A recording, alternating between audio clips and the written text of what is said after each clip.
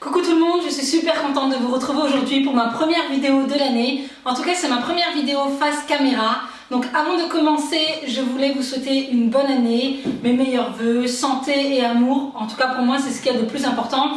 Profitez des gens que vous aimez et voilà. Donc je vous souhaite tout plein de bonheur pour cette nouvelle année. Pour cette toute première vidéo de l'année, j'ai décidé de vous parler de cette petite chose. Alors c'est mon Cookéo.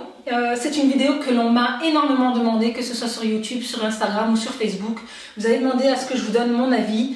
Donc avant de commencer cette vidéo, je veux juste éclaircir un point. Il n'y a pas de partenariat dans cette vidéo. Il n'y a pas de placement de produit. Je ne suis pas payée pour vous parler de cette machine ou quoi que ce soit. C'est vraiment une vidéo que vous m'avez demandé et que je vous fais avec grand plaisir. Donc Moulinex ne savent même pas que j'existe. Hein. Mais voilà, ça fait maintenant 1 an et demi que j'ai cette machine. Donc j'ai quand même assez de recul pour vous donner mon avis par rapport à ça. Et en tout cas, voilà, il sera très sincère. Et après, à vous de faire votre choix. Mais voilà, donc je vais vous parler de mon Cookéo. Alors pour commencer, qu'est-ce que c'est que le Cookéo? En fait, on appelle ça un autocuiseur intelligent. Pour faire simple, c'est une cocotte minute intelligente. Intelligente pourquoi? Parce qu'en fait elle a des recettes qui sont préprogrammées, elle a différents modes de cuisson, elle va pouvoir vous conseiller un temps de cuisson pour un ingrédient en fonction de son poids et ainsi de suite. Donc c'est pour ça qu'on appelle ça un autocuiseur intelligent. Alors moi en fait avant d'acheter le Cookéo, j'avais été me renseigner donc sur des blogs, j'avais été me renseigner donc sur différents sites pour pouvoir en fait avoir des avis, et les avis étaient vraiment très positifs par rapport à cette machine. Alors en fait il y a 3 Cookéo différents. Il y a le classique, le USB et le Connect.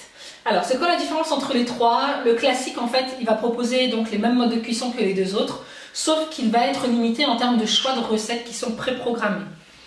Le USB, donc vous avez la machine Cookéo et vous avez en fait en plus, vous pouvez acheter en plus des clés USB avec différentes recettes. Donc vous avez différents thèmes, hein, que ce soit recettes du monde, recettes méditerranéennes et ainsi de suite. Il me semble que la clé USB coûte entre 15 et 20 euros. Je ne peux pas vous donner le prix exact, mais en tout cas c'est entre 15 et 20 euros. Et vous avez donc le Cookéo Connect. Donc le Cookéo Connect se connecte directement à une application. Donc on peut l'avoir donc sur tablette ou sur son téléphone. Et en fait il va transférer des recettes que j'ai sur mon application directement sur mon Cookéo. Et il va aussi en fait établir des listes de courses en fonction des recettes que j'ai enregistrées. Donc pourquoi j'ai choisi le Cookéo Connect? Tout simplement parce que à l'époque quand j'ai acheté donc mon Cookéo, il y avait le classique. Le classique ne proposait que 2 modes de cuisson. Donc clairement le classique ne valait vraiment pas le coup. Ensuite j'ai hésité donc avec le USB, et le USB au final quand j'ai fait le calcul du Cookéo plus les clés USB que j'allais acheter, j'avais autant prendre le Connect puisqu'il me revenait quand même un petit peu moins cher.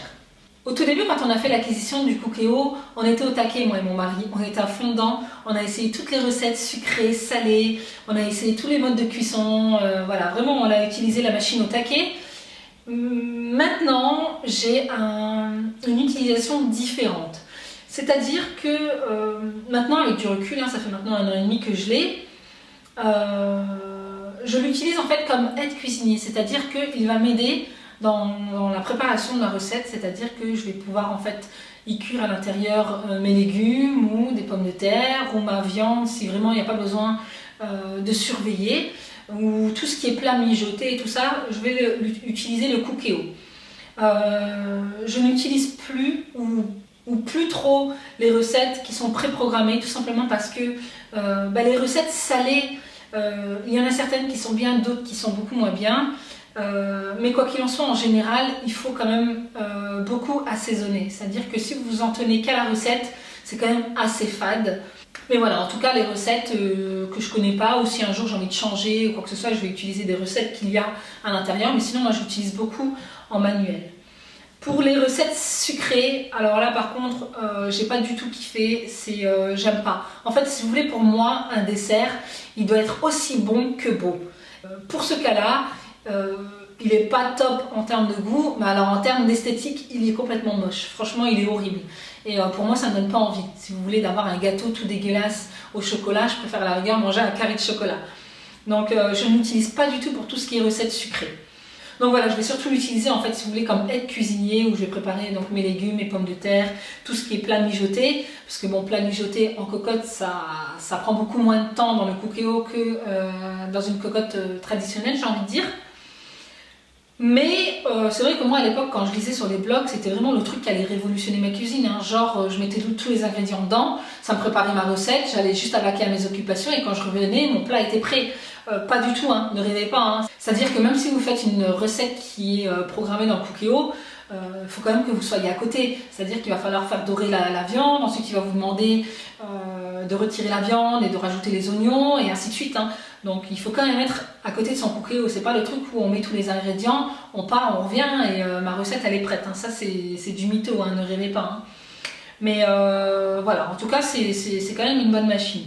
Alors les avantages de cette machine, il est très simple d'utilisation. Franchement, il y a simplement à choisir l'ingrédient que vous voulez cuisiner, le poids et voilà, on va vous conseiller en fait un temps de cuisson. Et voilà, vous appuyez sur OK, il va vous le cuire. Ce que j'aime beaucoup aussi, c'est que vous pouvez programmer des recettes, que ce soit pour 2 personnes, pour 4 personnes ou pour 6 personnes.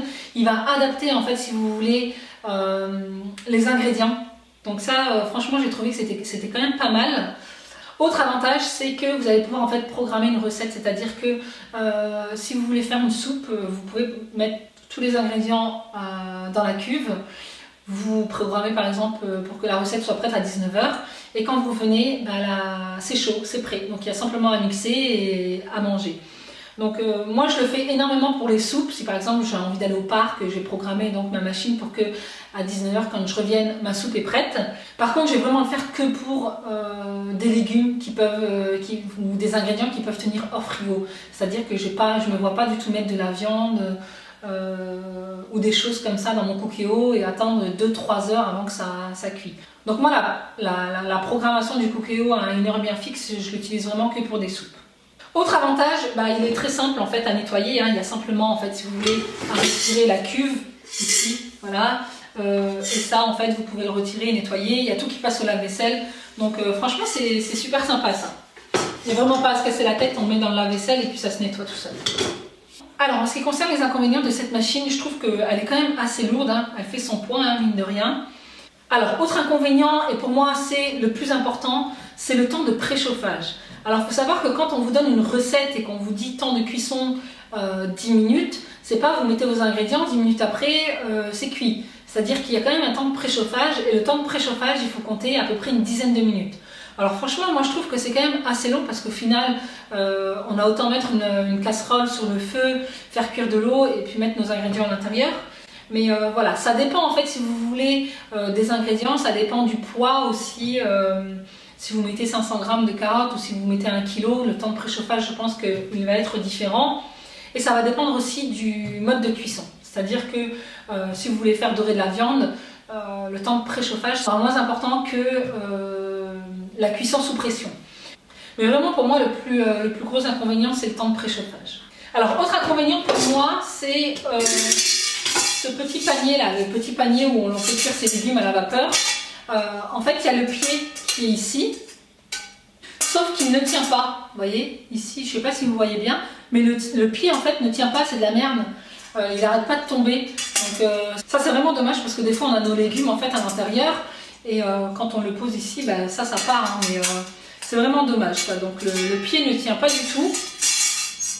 Et autre inconvénient pour moi, c'est le prix du Connect. Je trouve que moi à l'époque je l'avais acheté 325 €, je crois que maintenant il fait un petit peu moins cher, mais franchement 325 €, je trouve pas que ça vaut son prix. Donc moi demain si je devais racheter le Cookéo et si je devais vous conseiller un Cookéo, ce serait le classique. Pour moi il vaut largement son prix, il y a les mêmes modes de cuisson. Alors oui, il n'y a pas le même nombre de recettes, mais franchement aujourd'hui sur internet vous pouvez trouver des blogs, vous trouvez des groupes Facebook, vous trouvez des sites internet qui proposent énormément de recettes adaptées au Cookéo. Donc franchement je trouve que tout ce qui est clé USB, application et tout ça, ça vaut plus vraiment le coup. Donc voilà, mais vraiment c'est vraiment une machine qui est très très bien, qui peut vous aider au quotidien.